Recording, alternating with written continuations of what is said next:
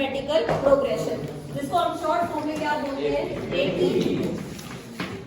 Arithmetical progression, arithmetic होता है numbers और प्रोग्रेशन क्या है, जिसको हम इंक्रीज करते हैं। प्रोग्रेशन आपका पॉजिटिव भी हो सकता है और नेगेटिव भी, यानी नंबर अगर इंक्रीज कर रहे हैं हम, मैंने लिखा 1 3 5 7 9, ये भी एपी है। और अगर मैं इस तरह से लिख देती हूँ कि 100 88 86 84, ये भी एपी है, यानी प्रोग्रेशन दोनों में है। इसमें प्रोग्रेशन कैसी है, पॉजिटिव है यानी इंक्रीजिंग है। इसमें प्रोग्रेशन कैसी है, क्या है सेकंड, अच्छा 98 होना चाहिए, बिल्कुल 98 96 94, यानी 2 का डिफरेंस है। तो इसमें जो प्रोग्रेशन है वो कैसी है, नेगेटिव है। Progression should be there either it is increasing और डिक्रीजिंग। फिर फर्क क्या है एपी में और अगर मैं कहूंगी सीरीज में, आप लोग पढ़ते हैं ना सीरीज में, सीरीज मैंने कैसे लिख दी 1 4 9 16 25। प्रोग्रेशन तो इसमें भी हो रही है और नंबर्स की प्रोग्रेशन है, लेकिन मैं इसको एपी नहीं बोल रही। क्यों नहीं बोल रही एपी, क्योंकि जो इसमें डिफरेंस है वो अलग अलग है। पैटर्न तो मुझे इसका समझ में आ रहा है, सीरीज तो ये एक प्रॉपर बन रही है क्योंकि इसका पैटर्न आप समझ पा रहे हो कैसे कर रखा है, 1 square 2 square 3 square 4 square 5 square. आप इस सीरीज को कंप्लीट तो कर दोगे, आगे 6 का स्क्वायर लिख दोगे, फिर 7 का स्क्वायर लिख दोगे, इस तरह से चलते रहेंगे नेचुरल नंबर्स के स्क्वायर। लेकिन क्या इनका डिफरेंस सेम आएगा, जैसे इंक्रीजिंग नंबर्स है, मैंने डिफरेंस देखा ये 3 है, ये 5 हो गया, उसके बाद जो डिफरेंस है वो 7 का हो गया, फिर डिफरेंस क्या हो गया 9 का हो गया, यानी डिफरेंस जो है वो और इंक्रीज होता चला जाएगा, सेम नहीं रहेगा। अरिथमेटिकल प्रोग्रेशन में क्या होगा, जो डिफरेंस होगा यानी जो कॉमन डिफरेंस होगा वो कैसा होना चाहिए, सेम होना चाहिए। तो अरिथमेटिकल प्रोग्रेशन यानी एपी में जो आपकी जनरल सीरीज होती है, कैसे लिखते हैं हम, a plus D a plus 2d and so, और लास्ट में हम क्या लिख देते हैं a plus n minus 1d। First term में d नहीं है, जब सेकंड टर्म लिखनी है a2, सेकंड टर्म को क्या बोलते हैं a2 कैसे लिखा a प्लस d, a3 में आया a प्लस 2d, मतलब क्या हुआ, जो यहाँ नोटेशन हम डाल रहे हैं d की वैल्यू उससे एक नंबर कम है, ऐसा ही है। जब 2 लिखा तो यहाँ 1 है, जब मैंने 3 लिखा तो यहाँ पे क्या है 2 है, यानी अगर मैं a10 लिख दूं तो आप क्या लिखेंगे a प्लस 90, अगर a 100 का आ जाए तो a प्लस 99d। इस तरह से आप क्या कर सकते हैं, कोई भी टर्म लिख सकते हैं। और जनरल फॉर्मूला जो हम पढ़ते हैं an के लिए वो क्या है a प्लस n माइनस 1, अगर मुझे nth टर्म लिखनी है। फिर एक इंपॉर्टेंट क्वेश्चन जिसपे बनता है, उसमें पूछी जाती है टर्म आपकी लास्ट से। एक तो आप स्टार्टिंग से टर्म निकालते हैं, एक निकालते हैं टर्म लास्ट से, तो वो क्वेश्चन काफी इंपॉर्टेंट है, कई बार बोर्ड में आ रहा है, 1 मार्क में आता है, डायरेक्ट फॉर्मूला उसका याद करेगा। देखिए मान लीजिए एक आपको सीक्वेंस दे दिया, हमने सीक्वेंस लिख लिया 1 3 5 7, सिंपल वैल्यू ले ली पहले मैंने, और लास्ट में मैंने 99 लिख लिया इस तरह से, ठीक है। और आपको ये कहा गया कि 50th टर्म बताइए, a50 बताना, चलो a50 तो नहीं a20 लिखिए, यानी ये बतानी है आपको 20th टर्म कैसे लिखे a20, अभी फॉर्मूला पढ़ा है a प्लस 19d। a क्या होता है फर्स्ट टर्म, a क्या है इस क्वेश्चन में 1, d क्या है 2, दोनों को सेपरेट करके निकालते हैं, 3 माइनस 1 यानी कि 2, तो a20 आप निकाल दोगे, क्या आएगा 1 प्लस 19 इंटू 2, क्या बन जाएगा 1 प्लस 38 यानी कि 39, a20 इज 39, यानी 20th टर्म आपके पास 39 आ गई। इसी क्वेश्चन में आपको ये कह दिया जाए कि आप 20th term from the last बताइए। अगर सिंपली 20th टर्म कहा जाएगा तो इसका मतलब टर्म बिगिनिंग से ही निकालनी है, स्टार्टिंग से ही काउंट करनी है। फ्रॉम द लास्ट कहा जाए तो टर्म कहां से लेनी है, पीछे से। उसका फॉर्मूला लर्न कर लीजिए, l minus n minus 1d। What is L? L is the last term और n माइनस 1d तो आपको आता ही है, लिखना ही होता है। किया क्या, जब मैंने पीछे से लेना शुरू किया तो नंबर मेरे कैसे होंगे, डिक्रीजिंग होंगे, डिक्रीज होंगे ना नंबर्स। इसीलिए जहां प्लस का साइन नजर आता था आपके फॉर्मूले में, यानी जब हमने an का फॉर्मूला पढ़ा, क्या लिखा था, a प्लस n माइनस, यहाँ स्टार्टिंग से ले रहे हैं तो फर्स्ट टर्म लिखी, फिर प्लस का साइन लगाया क्योंकि टर्म्स कैसी है, इंक्रीजिंग है, प्लस n माइनस 1d, और यहाँ मैंने लास्ट से लिखनी है तो फर्स्ट की बजाय कौन सी टर्म लिखी, लास्ट टर्म लिखी, और जो नंबर्स है वो आपके डिक्रीज होने शुरू हो गए। तो जहां प्लस नजर आ रहा था वहां पे आप क्या सिंबल लगा रहे हैं, माइनस लगा रहे हैं, तो n माइनस 1d निकाल दें यहाँ से वैल्यू। l क्या है आपका लास्ट टर्म, 99 माइनस टर्म चाहिए 28, n माइनस 1 करेंगे तो 19, और d कितना है 2, तो 99 माइनस 38 क्या आ जाएगा 61। इस तरह से निकालना है, काफी इंपॉर्टेंट क्वेश्चन है। स्टार्टिंग वाली टर्म निकालना इजी होता है, ये निकालनी क्वेश्चन में नहीं आती, पेपर में बहुत ही कम आती है। तो आएगी कौन सी, फ्रॉम द लास्ट। कर लोगे, फॉर्मूला याद रहेगा, क्या फॉर्मूला है, n माइनस 1d। जहां a प्लस लिखते थे वहां क्या करेंगे, n माइनस, ठीक है। फर्स्ट टर्म के साथ प्लस कर रहे थे क्योंकि और आगे चल रहे थे, इंक्रीज कर रहे थे। लास्ट से लिखना है तो पहले लास्ट टर्म लिखेंगे और फिर टर्म्स कैसी है, डिक्रीज हो जाएंगी, उल्टा चल रहे ना, तो टर्म्स कैसी हो गई, डिक्रीजिंग हो गई, और डिक्रीजिंग होगी तो क्या कर दिया, माइनस कर दिया। चलिए इसके बाद देखते हैं सम ऑफ n टर्म्स,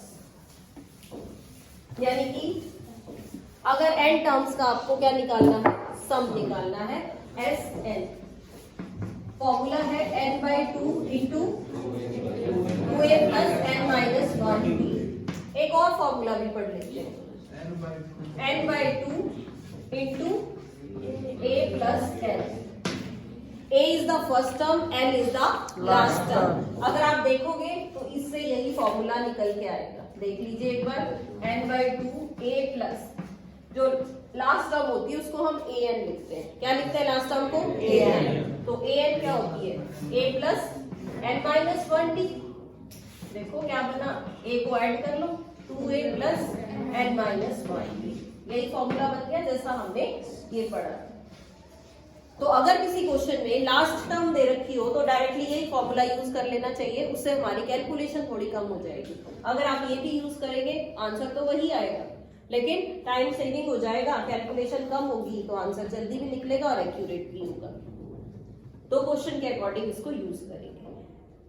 अच्छा, एक और इम्पोर्टेंट चीज है, यहाँ उस क्वेश्चन में कहा जाता है कि फर्स्ट नेगेटिव टर्म बताइए, किया है ऐसा कोई क्वेश्चन,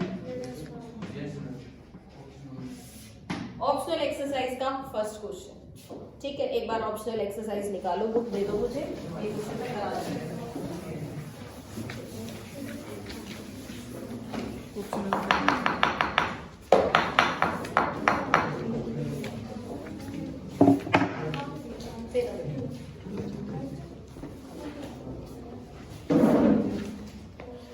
हाँ जी, देखिए ऑप्शन एक्सरसाइज क्वेश्चन नंबर 1, क्या क्वेश्चन है, which term of this AP हमने लिखा 121, 117, 113 इज फर्स्ट नेगेटिव टर्म। कौन सी टर्म होगी जो क्या रहेगी, नेगेटिव टर्म होगी। जो भी टर्म हमें निकालनी होती है हम उसको क्या यूज कर लेते हैं, an। तो हमने ले लिया, let an be the first negative term. Negative term है तो लेस देन 0 होगी या नहीं, तो मैंने इसको लिख लिया, let an is less than 0, यानी कि this is the first negative term, ठीक है। फिर an का फॉर्मूला लगाते हैं, a plus n minus 1d less than 0। जो आपके पास सीरीज गिवन है उसमें से वैल्यूज पुट करोगे, a क्या है यहाँ पे 121 प्लस n माइनस 1, d की जगह पे डिक्रीजिंग है, क्या है -4, तो d के प्लेस पे -4 लिख लीजिए, लेस देन 0। अब क्या करें, या तो इस 121 को शिफ्ट कर लो आप 0 की साइड पे, क्या आ जाएगा ये n minus 1 into -4 less than -121, या इस -4 को आगे लिखना चाहो तो -4 into n minus 1 less than -121। अब आप कहोगे मैम माइनस से माइनस कट कर देते हैं, यही मेन चीज है जो आपको इस क्वेश्चन में समझनी है कि हम इस माइनस से ये माइनस साइन कट नहीं कर सकते। ठीक है, क्यों नहीं कर सकते, पहले उसका रीजन जान लेते हैं, तब इस क्वेश्चन में फटाफट यूज करेंगे। मेरे पास दो नंबर है, मैंने एक नंबर लिया 10 और एक नंबर लिया 6। आप बताओ कौन सा नंबर बड़ा है? 10। सभी को पता है 10 बड़ा है। बड़ा है तो मैंने इसकी साइड पे क्या लगा दिया? ग्रेटर का साइन लगा दिया। ठीक है, अब मैं क्या कर रही हूँ, मैं दोनों साइड माइनस का साइन लगा देती हूँ। जब हम कट कर सकते हैं तो लगा भी सकते हैं। अब देखो, ये नंबर है -10 और ये नंबर है -6। अब बताइए बड़ा कौन सा है? लेकिन मेरा तो साइन गलत हो गया। इस हिसाब से तो साइन गलत हो गया ना आपका, कि -6 जो है वो बड़ा है और -10 कैसा है? छोटा है। तो मुझे क्या लिखना चाहिए था? ये लिखना चाहिए था। बात समझ आई है कुछ? क्या है मेन पॉइंट? मेन पॉइंट ये है कि आप माइनस का साइन लगाएं या माइनस का साइन हटाएं, तो ग्रेटर वाला साइन लेस में और लेस वाला साइन ग्रेटर में चेंज हो जाएगा। यहां से समझ लीजिए, यहां अगर आप चाहते, आप कहते मैम माइनस से माइनस कट कर दीजिए, कट कर दिया तो क्या आया? 10 इज लेस देन 6। ऐसा होता है क्या? नहीं होता। क्या करना पड़ता? 10 इज ग्रेटर देन 6 लिखना पड़ता। यही था, यानी नेगेटिव साइन लगाया तब भी मैंने इसके सिंबल को चेंज किया, और नेगेटिव साइन को अगर मैं हटाऊं तो भी सिंबल को चेंज करेंगे। यही सेम काम हम यहाँ पे करेंगे, इसीलिए माइनस का साइन कट नहीं करेंगे। क्या लिख रही हूं मैं? 4 इंटू n-1 ग्रेटर देन 121। ये लाइन देख लीजिए, अगर किसी को समझ नहीं आई है तो दोबारा रिपीट कर देते हैं। बात हो गई क्लियर? बिल्कुल। दोनों साइड से आप माइनस साइन हटा रहे हैं तो आप सिंबल भी चेंज कर रहे हैं। आप माइनस साइन हटाएंगे तो भी सिंबल चेंज करेंगे, अगर माइनस का साइन आप लगाएंगे किसी क्वेश्चन में तब भी आप उस सिंबल को चेंज करेंगे। अब क्या करना चाहिए? अब इस 4 से इसको डिवाइड कर देते हैं। क्या आ जाएगा? ये n-1 ग्रेटर देन 121/4, और ये -1 है, उस साइड शिफ्ट करोगे तो +1। क्या बन जाएगा? n is greater than 125/4। LCM ले लेंगे ना हम, 4 एलसीएम ले लेंगे, यहाँ 4 आ जाएगा, 121 + 4 125/4 बच जाएगा। आप इसको एग्जैक्टली निकाल लीजिए, ये कितना आता है? कितना आएगा? n इज ग्रेटर देन 4 3 जा 12, 4 1 जा 4, 1 बच गया भाई, 31 and 1/4। तो जो n है, n क्या लिया था आपने? नंबर ऑफ टर्म्स ली थी। यहाँ पे देखोगे नंबर ऑफ टर्म्स कैसे आनी चाहिए? 31 and 1/4 से ग्रेटर होनी चाहिए। ग्रेटर का सिंबल है बीच में, तो 31 and 1/4 से क्या है? ये ग्रेटर। ग्रेटर मतलब बड़ी, इससे बड़ा। अगर मैं पूरा एक नेचुरल नंबर ढूंढूं तो क्या आएगा? 32 आएगा। तो आपकी जो फर्स्ट नेगेटिव टर्म होगी वो क्या होगी? 32th टर्म होगी। कौन सी टर्म लिखेंगे आप? 32th टर्म, यानी इससे बड़ा एक कंप्लीट नेचुरल नंबर। इससे बड़ा क्यों लिया, इससे छोटा क्यों नहीं लिया? हाँ जी, अगर मैं इससे छोटा लेती तो वो नंबर जो है वो 0 से छोटा नहीं रहेगा। टर्म्स तो बेटा बहुत सारी नेगेटिव हो सकती है, यानी 32th भी नेगेटिव है, 33th, 34th, 35th, इस तरह से जो आगे वाली टर्म्स है वो सारी ही नेगेटिव है। तो क्वेश्चन में इसीलिए क्या पूछा गया था? What is the first negative term? तो पहली नेगेटिव टर्म कहां से शुरू होगी आपकी? 32 से शुरू। समझ आ गया क्वेश्चन? नेगेटिव टर्म लेनी है तो लेस देन 0 लेंगे, उसमें ऐसा साइन जरूर आएगा, माइनस आपको हटाना पड़ेगा, तो आप क्या करेंगे? सिंबल को चेंज करेंगे। स्टैंडर्ड लेवल के पेपर में इसी टाइप के क्वेश्चन जान के डाल दिए जाते हैं, क्योंकि उसमें वो स्टेप गलत हो जाएगा, आगे क्वेश्चन नहीं निकलेगा। तो इन चीजों पे ध्यान देने की जरूरत है। डन? अब मैं क्वेश्चंस दे दूं तो करोगे? ठीक है बेटा, स्टॉप द वीडियो। हाँ जी, बोलो, कुछ पूछना है तो।